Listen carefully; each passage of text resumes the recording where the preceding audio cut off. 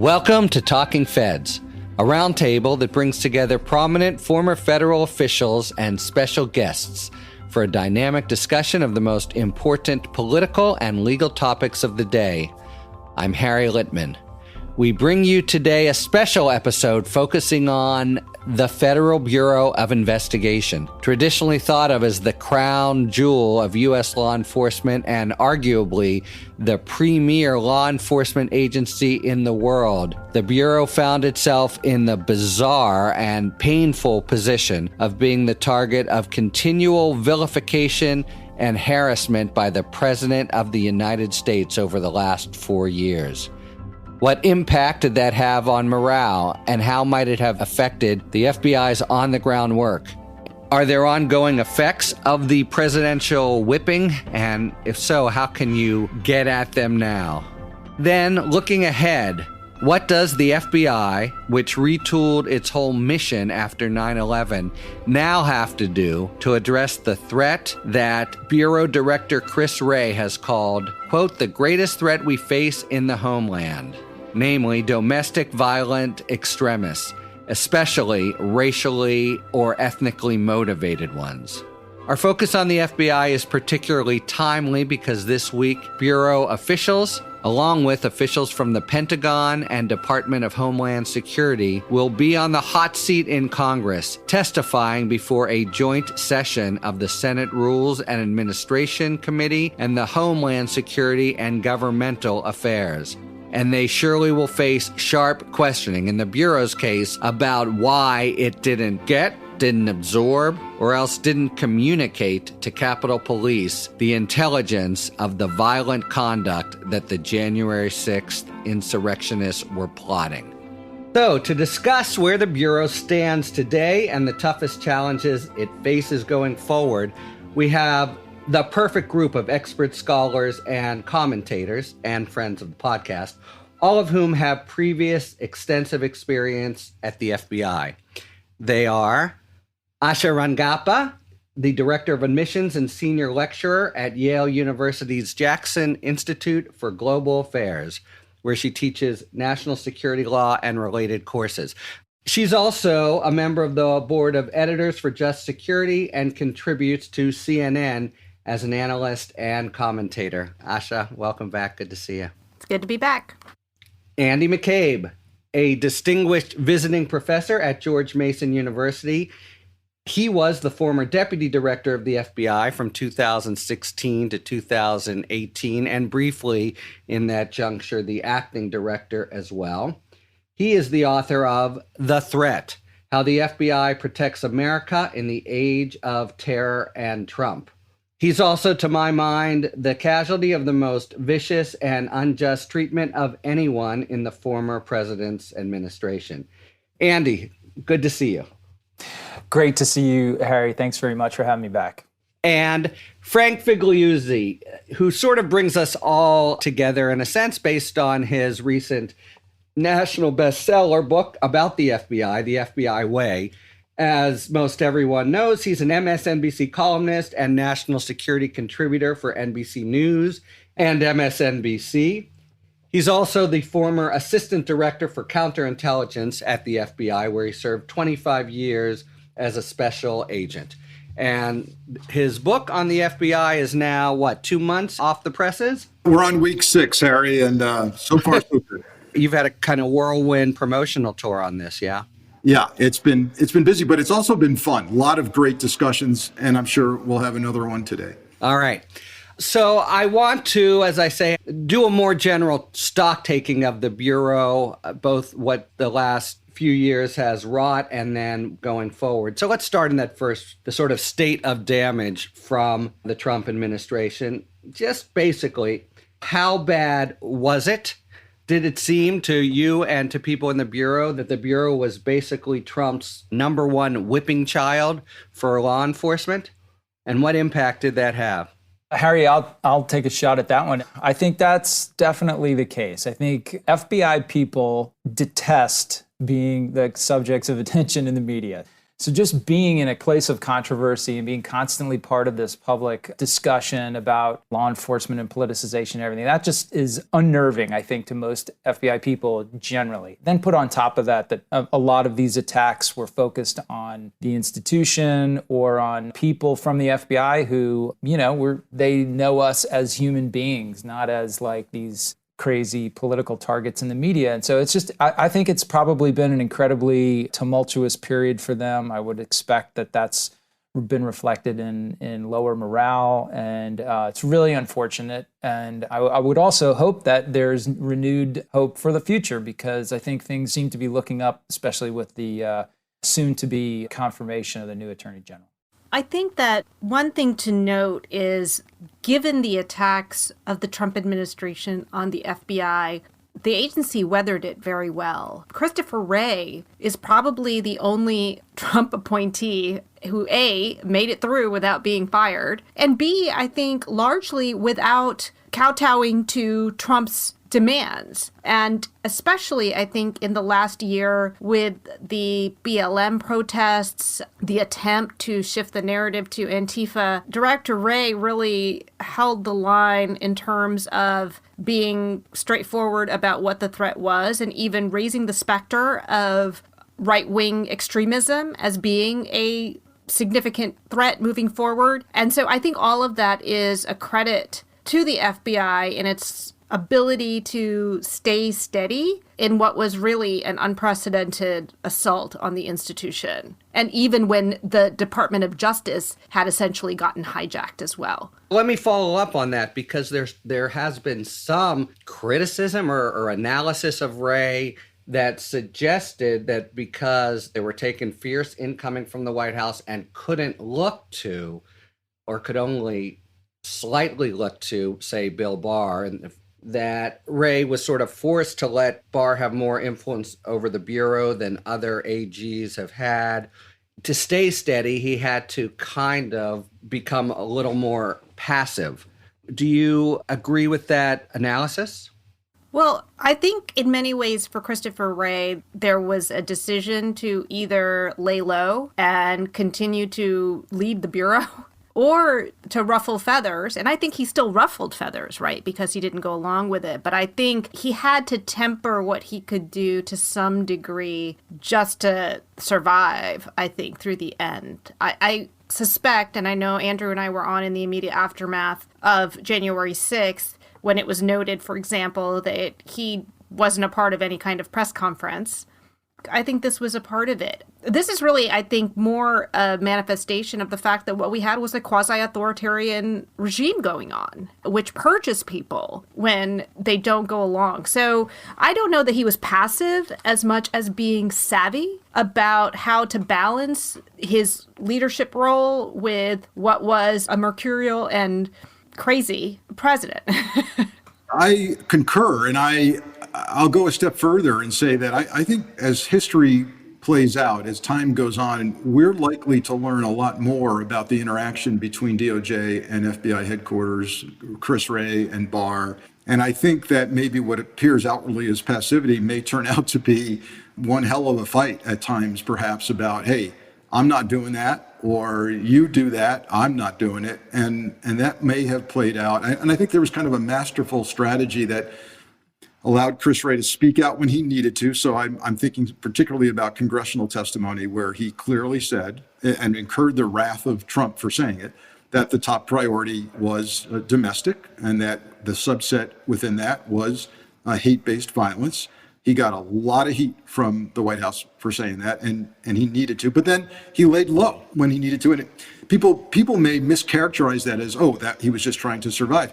Well, yes, and I think his survival wasn't about whether he'd have a paycheck or not, but rather it was an institutional survival, because he knew that the alternative might be an FBI director named Rudy Giuliani or Judge Jeanine from Fox News. And he knew that that would be disaster. And so I think he did what he needed to do. And the kind of bureau bashing, as I call it, is really what prompted me to jump the fence on I'd always had the posture of I'm not being the guy who writes the book. I don't need to do that. And then I felt like, God darn it, I do need to do it. The bureau that I love and spent 25 years at was being denigrated, and it's affecting national security. It's not just a morale issue. It's affecting whether the public cooperates or not with FBI investigations. So that's what I wanted to zero in on. So I think everyone here, they were nodding when Asha said that the Bureau weathered it well, and Wray, who is an extremely smart and smooth administrator, would maybe hold back. But you have this, what Andy has described as demoralization. You've got that on a bunch of professionals who are proud of the FBI and follow Frank's 7 C's and 8 core values. But what do you think is the sort of concrete bottom line effect on the Bureau's mission of being the target of Trump's wrath? A couple of thoughts. One is overarching worst case scenario concern, which is worst case scenario, there was a kind of gun shyness on cases that might have been opened or more aggressively worked, that maybe because they ran right up to a political area might not have been. And do I have any evidence of that? I do not. And would that have happened at the agent level or the supervisor level? It certainly wouldn't have happened at the street level at all, and maybe not even at a field office level, but rather, one area that I'm sure we'll talk about is domestic terrorism. And the whole issue of, do we open a case on this group, on this person? And while at the field level, everything I heard was that, hey, they remained equal opportunity arresters. And much of what I heard from the field was, you know what? A lot of these guys and gals we're arresting have like no political bet. They're just general knuckleheads, and that's good. But I'm concerned that maybe in the domestic terrorism arena, there was a little bit of gun shyness about how to characterize or what case to open or not. And I hope that didn't lead directly to the violence at the Capitol. But then I'm also getting anecdotal information. This is not scientific. I want to say that. But even when I talk to state and local prosecutors, as well as some AUSAs, they're getting a sense, and this could turn around in a second, but in the past 4 years, they saw almost a kind of jury nullification occurring when law enforcement was on the witness stand. And that might be a cop or it might be an FBI agent, but some of them are telling me there was more of a distrust of law enforcement on the witness stand, which is a bad thing. And remarkable, because I loved putting an FBI agent on as the sort of case agent.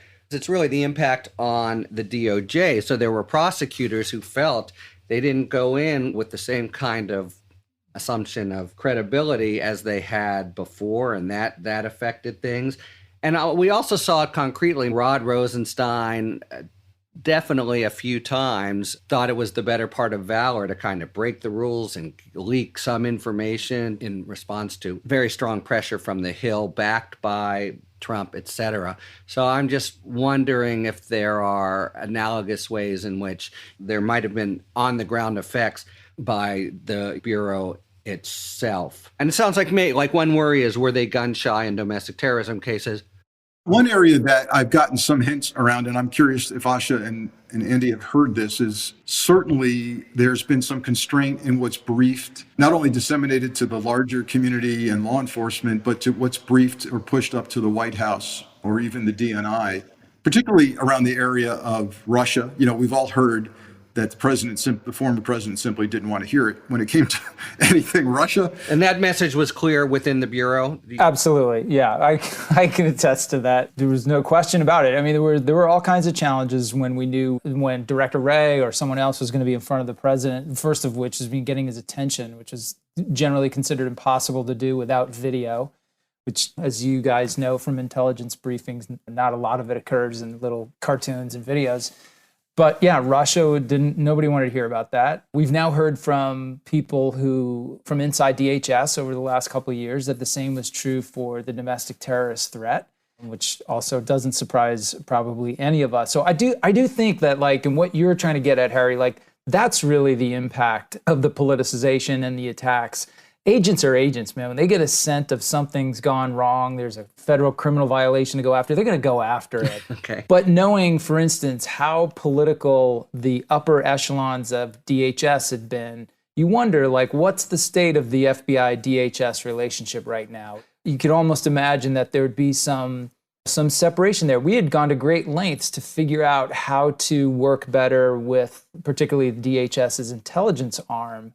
And if they're basically turning off the spigot on domestic terrorism or something like that, because that's the signal they're getting from their political folks, like that makes them a hard partner for us to work with, us, the FBI. Right. And of course, they have, like other agencies, a cadre of political folks who really, under Trump, were being very assertive. There's just Wray, and I mean, it's different in the FBI, except to the extent that the political leadership at DOJ actually tries to keep a boot on the neck. Yeah, or even look at the fact that Barr changed the rules on opening political cases in the wind up to election. And so anyone who I can't remember the memo exactly, was, you had to submit, you couldn't open a case without his approval. And there was U.S. attorneys in other jurisdictions who were in charge of any cases that might be open against some people. I mean, you could certainly see how that would have an impact on cases going forward. Yeah, and just for listeners' sake, it's normally the case that the Bureau has free rein when it comes to opening cases and investigating, and the Department of Justice calls the shots when it's a question of actually prosecuting.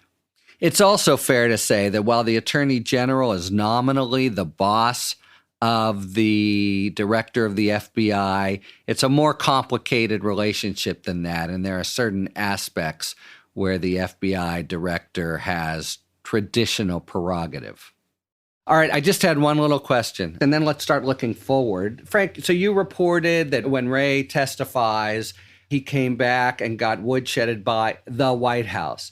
How exactly does that work? Who calls and says what, and what do they say when they wanted to chew you out? White House counsel? Chief of staff? The first indicator was always Twitter. I mean, Trump didn't hesitate to get right on there and tell the world what he thought of you. And I think we saw some of that with respect to Director Wray.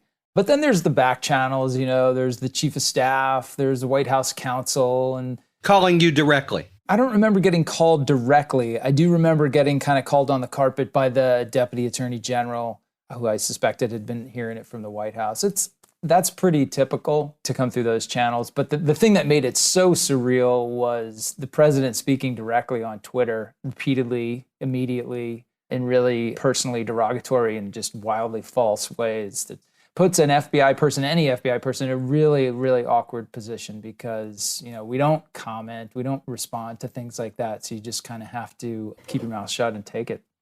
Can I just add as a big picture to everything that was just discussed, because I think it can't be emphasized enough, how dysfunctional and insane this whole situation was over the last 4 years, because you basically had someone who was himself a national security threat as the ultimate consumer of intelligence. And this creates an inherent conflict. Trump is the one who is looking at this and then basically creating these priorities. He doesn't want to see this stuff. He needs this extremist wing to be very agitated for his own electoral prospects. It can't help. I don't know that we can really ever tease out how it played out. It breaks the system internally in terms of how things are supposed to flow.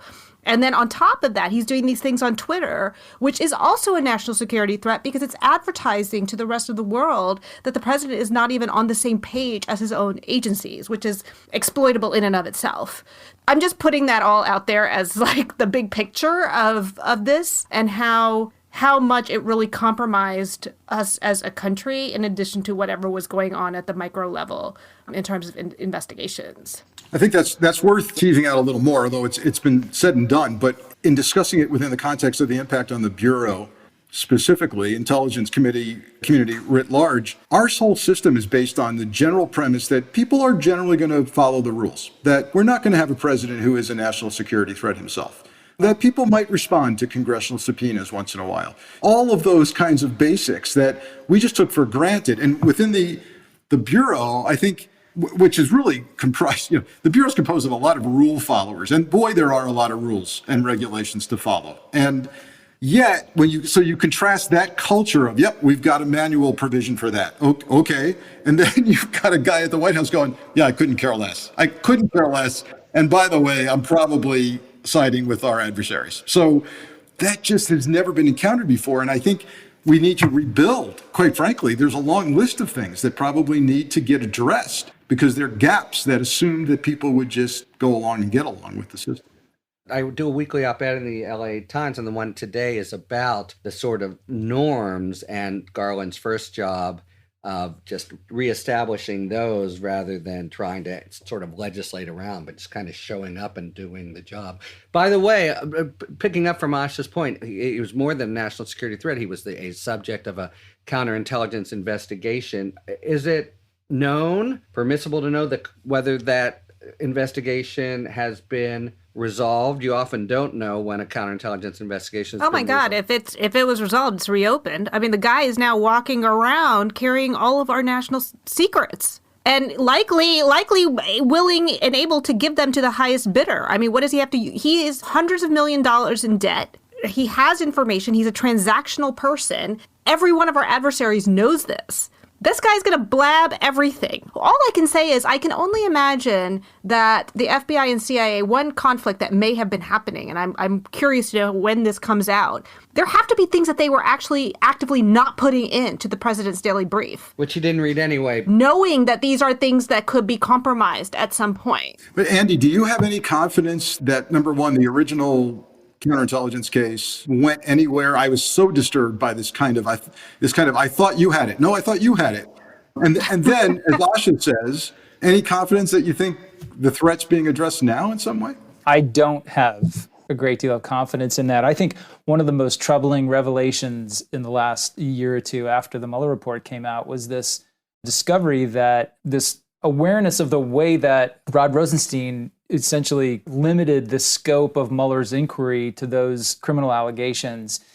That was not the understanding that we had at the beginning. It was absolutely my understanding as the acting director and the entirety of the FBI national security and counterintelligence infrastructure that Mueller was taking the entirety of what we had opened, which was both a national security investigation and a criminal investigation into possible obstruction. We actually had some counterintelligence folks. We had specific people embedded in Mueller team and also folks who were in FBI headquarters who were there to kind of do the handoff of any counterintelligence issues that might come up in the course of the investigation, but that Mueller was not going to pursue because they might not be specifically relevant to the Trump investigation. So we thought all this through. We had a process in place to now find out that the Mueller team wasn't even really looking in that direction. It was, if anything, a masterful sleight of hand by Rod Rosenstein. Our friend Andrew Weissman has written about this, and I just see it as part and parcel of a remarkable series of really important questions that we don't know the answer to, and it's not clear that we will, which is a very troubling state of play for me, even more than the people getting away with crimes for, a democracy. Just to follow up further on Asha's statement about the ongoing threat posed by Trump, I wrote a column on this issue of, if you remember, before the Super Bowl, CBS News did an interview with Joe Biden. And during that interview, he was asked by Norah O'Donnell, I think, do you think the former president should continue to get intelligence briefings or have a clearance?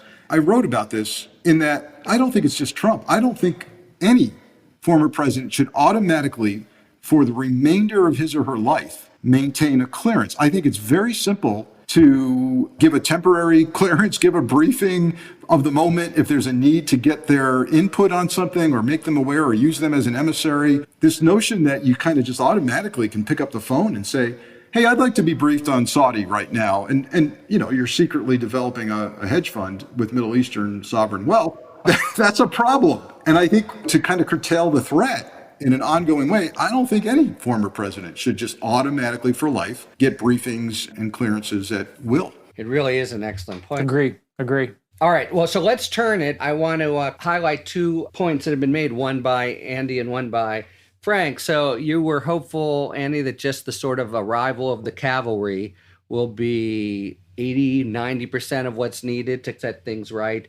Yet, Frank, you had mentioned maybe the need to look hard at a lot of different legal provisions, or how do we shore things up? What weaknesses did we not even know we had that we now know? So that's the main question I want to pose is, all right, we've got now a traditional institutionalist Merrick Garland atop the department, at least imminently. The crisis is averted and certain things are restored.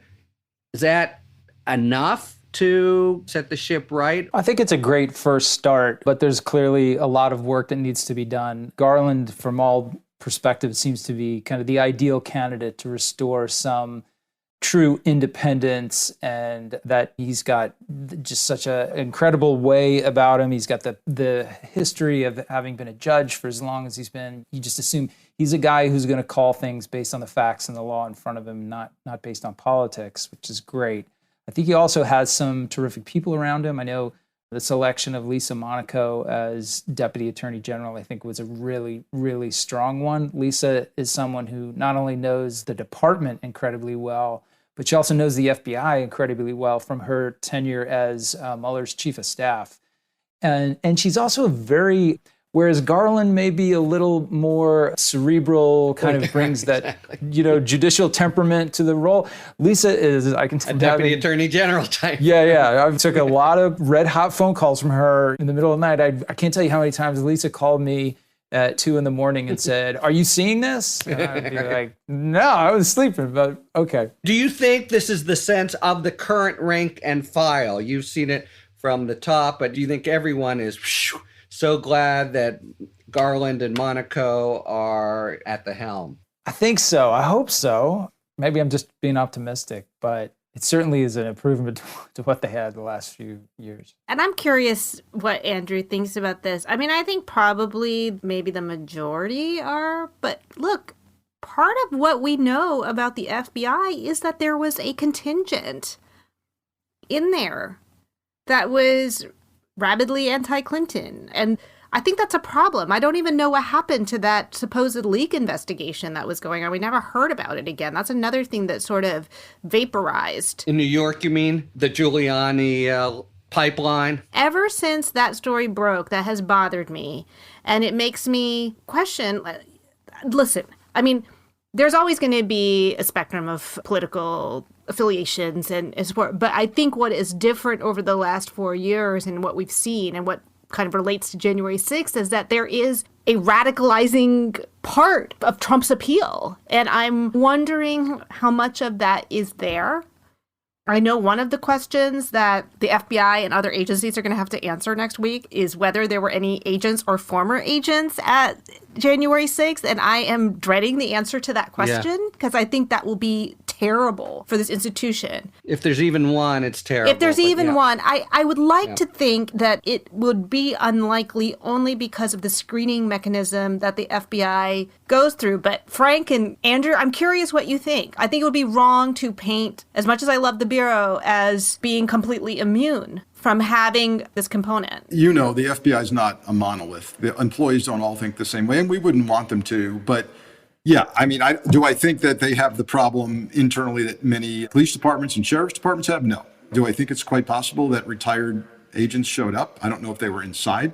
I hope to God they weren't. But yeah, I cringe at that as well. But I think the public is savvy enough now to understand that, hey, particularly when people retire, they seem to just become themselves on steroids, number one. And so who knows? And the guardrails are off. But I think this topic of what has to be done moving forward, restoring damage. And look, I think DOJ and FBI employees welcome stability and security and some sense of normalcy. I think that's a good thing. I'm hearing good things about that.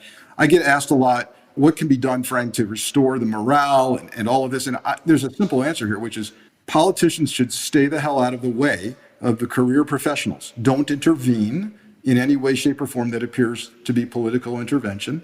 Don't do things like have dinner alone with the FBI director and demand his loyalty. That's not a good thing.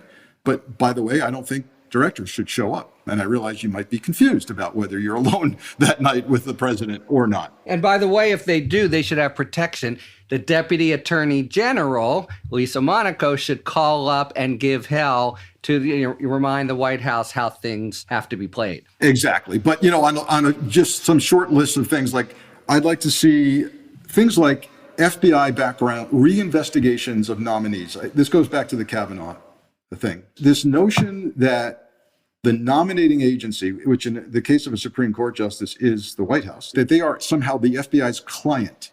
There's nothing else the FBI does where they have a client other than simply the American people. And the fact that the White House can actually dictate parameters of a reinvestigation, look here, do these 5 things, don't interview that woman, but you can interview this woman, that needs to be changed. That kind of protocol needs to be addressed. Of course, on a much larger level, I'd love to see DOJ re-examine that OLC memo that says, hey, you really shouldn't criminally pursue a sitting president. We need clarification on that, but we'll get there. If I could just tail on to what Asha was saying before, I think you're absolutely right. There's definitely people in the FBI who were probably really unhappy with the results of the election, and maybe some of whom still believe the lie that it was not legitimate. And that's concerning to me. Like you guys, I hope like hell none of them showed up at the rally. But I also think that although they may not be standing on their desks and cheering those people for the arrival of Merrick Garland and Lisa Monaco and others, at the end of the day, they want to be able to do their jobs. They want to get the support they think they deserve to do their jobs, and putting professionals into those slots who aren't going to be just there to do the president's bidding, but are instead there to do the work, to be, as Garland said, the attorney for the United States. I think even the hardest of the conservative parts of the Bureau and of DOJ will appreciate that. If the guy does what he says he's going to do, it's hard to imagine that he's going to really alienate very many people. So I'll just add a quick comment there as a prosecutor, because it really was my general take that AUSAs tended to lean left and FBI agents tended to lean right, although the professionals were looking for the same stability. But when Trump would again, vilify Pete Strzok and Lisa Page for certainly stupid texts, I was certain that if they were looking for texts dumping on Hillary Clinton, they would have found quite a treasure trove. So let's get concrete, and I think, really priority issue that Frank's identified a few times, which is domestic terrorism. What do you see that the Bureau will be doing or needs to do going forward? It famously retooled itself after 9/11 to make international or even non-state sponsored terrorism the number one priority. And given the evidence of our own eyes, but also what Director Wray has said, that's got to be a big piece of the mission going forward. And yet you don't have the same kinds of tools. There's no domestic terrorism statute, et cetera. So what does, in practical terms, the new focus on domestic terrorism entail, and is the FBI positioned to do it? This is going to be really interesting to watch. This is a 9/11 type moment, right? And so we need to see a pivot, a new dedication of resources and attention and an intensity brought to how we work domestic terrorism. That's going to include some soul searching as a result of January 6th to really rethink how we think about domestic terrorism intelligence and how we assess domestic terrorism threats.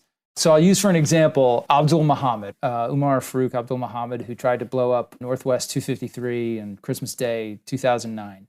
In the aftermath, the CIA realized that they had information about him, that Muhammad's father had come into an embassy and talked about him, and they had his biographical information, but they never watch listed him in a way that would have kept him off of an American-bound plane.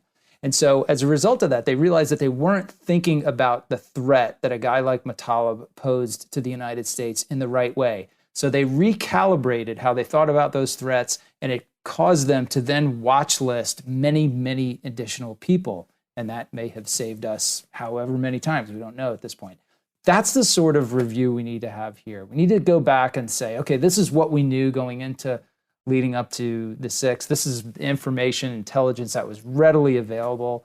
What kind of assumptions or biases did we have in our analysis of that intelligence that led us to conclude that this massive group of angry Trump supporters, some of them extremists of all kinds of different stripes, did not pose a threat to the Capitol? Did the Bureau so conclude, or did it just do nothing? Is it your understanding that they actually said, peaceful protests coming up?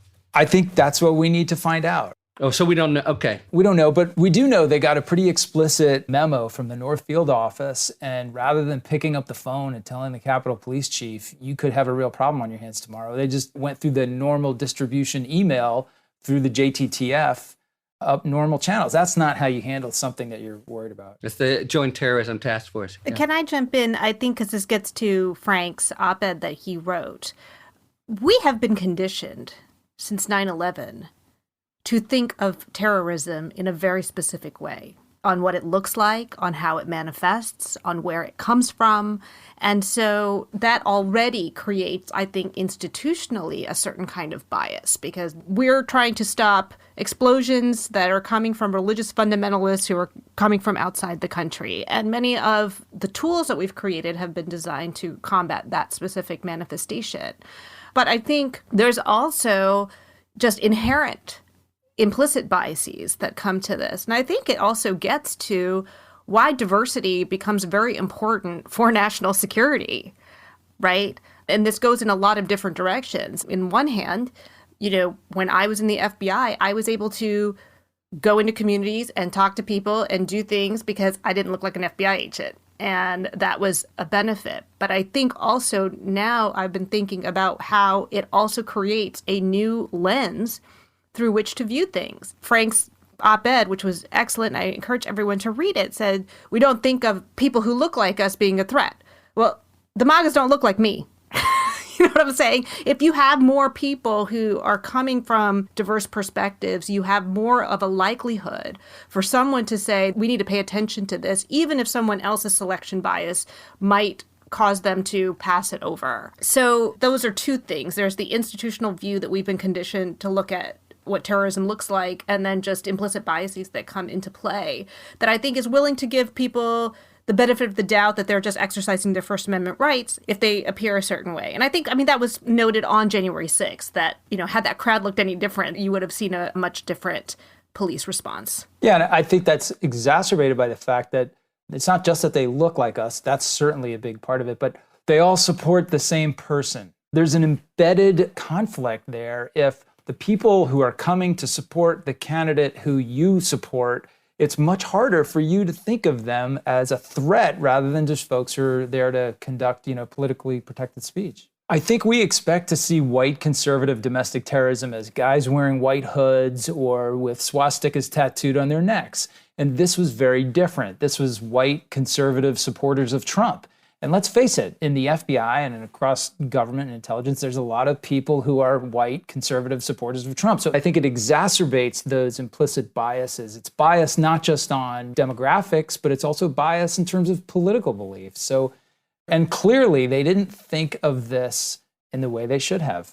That's where we got caught flat-footed. I think this concept of larger biases is really important, as Andy is saying, because part of the reason this problem was amplified was because these people were supporters of the current person in power. Regardless of party, it's really hard to not get lawyers telling you, hey, wait a minute, you may be involved in political free speech and civil liberties when these people are simply trying to support the guy in office. So let's be careful about this. I think that's an issue. You're going to hear a lot about legal constraints, and you should. We don't want Big Brother spying on Americans. Because they're citizens. Of course, and we don't want free speech regulated and all of that. But I think what could get really embarrassing with these hearings and FBI officials testifying is if the senators, if they're really intent on getting to the bottom of this, if they start displaying exhibits, hey, look at this post. Did you see this post? Any intelligence analyst anywhere in the FBI see this post, this video, this tweet? Yes. Okay. And you didn't see this as a threat? This talk of overwhelming the Capitol Police barriers? Did you see that as a threat?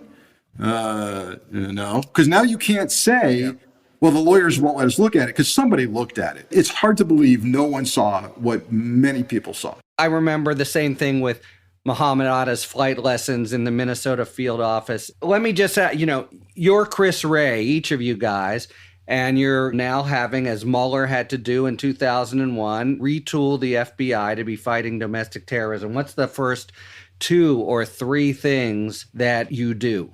What's your concrete commands to the agency?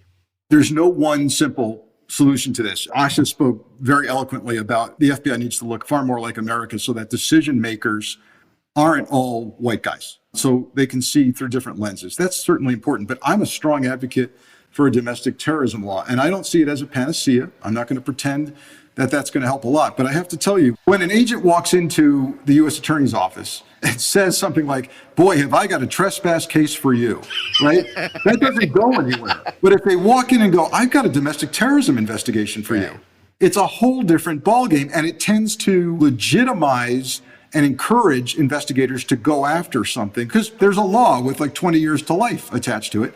The other aspect of this is I think having a law actually helps mitigate the risk of exploitation. So a lot of people, particularly ACLU folks who want to debate me, say as soon as we have a domestic terrorism law, there goes free speech and civil liberties, and you know it's going to fall on the heads of minorities, and Black Lives Matter is going to get declared a terrorist organization. And what I say to that is actually a lot of our abuses have come from not having a law over history. If you look what J. Edgar Hoover did with the Black Panthers, Martin Luther King, he just made stuff up. He didn't like their ideology, right? He said, let's try to prevent a black messiah from rising up. Okay, he didn't have a law to point to. If we have a law that says, if you do this, you are a domestic terrorist, you kind of constrain and mitigate the risk of exploitation and abuse. All right, so great point. Sounds like Wray is going to push Congress for that law. Sounds like trying to diversify the workforce some. Anything else we're doing? Can I play devil's advocate to Frank? I think he makes an excellent point in terms of incentivizing cases that look at this, and that also it cabins the definition to potentially reduce abuse. But what I would say is that the way that we address international terrorism, foreign terrorism, is that we have a lot of tools that we can use left of boom, right, before the criminal act takes place. And that's really what you need to disrupt something before, kind of even the pre-conspiracy, conspiracy tools, which is what we use, things like FISA, where the standard is lower, and you don't want to have those in a domestic context. That's what Hoover was trying to do, is trying to basically infiltrate and just get an idea of what these people are up to. And we create very high barriers, even in the foreign terrorism arena for U.S. persons, right? I actually think that maybe we're using the wrong framework, that we're looking at domestic terrorism versus foreign terrorism, and I have no problem calling them domestic terrorists. But I think the game changer that we've seen definitely with what we're seeing coming out of January 6th, but has probably taken place in the last few years, is the organizational capacity of these right-wing extremists, which to me seems to lend itself more to an organized crime toolkit rather than a terrorism toolkit. That if you have an organizational structure with leaders and with funding, and I'm curious to see what Andrew and Frank think, that using that model, I know that they're already talking about using RICO statutes and things like that to counter these organizations. Maybe that's just a better avenue to look at than trying to find the domestic analog to how we treat foreign terrorism. I think that's right. A lot of that we've been trying to do for years. Some of it just comes down to not prioritizing the work. DT has always been the redheaded stepchild of the counterterrorism division at the FBI, and that needs to end. So they need additional resources. They need to expand the number of agents in the field that are doing it, but also the number of analysts and program managers who are doing it back at headquarters, kind of overseeing the program at the level of intensity and focus that is equivalent to international terrorism. I think you're right, Asha, the statute doesn't fix a lot of those problems, but it brings enough benefit to the table that it's worth doing. It's worth being able to convict these guys for terrorism offenses. It opens up some interesting possibilities of conspiracy that you don't currently have in a lot of those predicates that we're arresting people on. And simply for means of data capture, we're arresting DT subjects and we're charging them with felon in possession of a weapon or attempted use of a weapon of mass destruction. So when you look at the work, it's really hard to capture exactly what we're doing, and that makes it hard to come up with accurate pictures of the threat. And I think the more we can organize that effort under the rubric of true terrorism prosecutions, I think we'd be a little bit better off. It doesn't solve all the problems, but I think it would help. I'll make just one point as a prosecutor here, which is I think the DOJ's sort of biggest success stories in the last 30 years have been where they've brought down, groups with the use of whatever is out there. So I'm thinking both of organized crime and also kind of gang-driven crime. And I consciously thought in these terms when I was U.S. attorney, try to get at the group, because these domestic terrorists are formidable in some ways, but have a lot of vulnerabilities in others. And for example, I think they're kind of ragtag and don't have much money. And you have certain tools to bring a group down. I totally agree. But that's undercovers, and that's really good surveillance. And the fact is we have the ability to do that now. We just haven't been doing it. We developed all kinds of undercover platforms and highly trained agents and task force officers to do that work for us in international terrorism cases. We need to do that on the DT side right now. I think you're going to see exactly that coming out of the Department of Justice.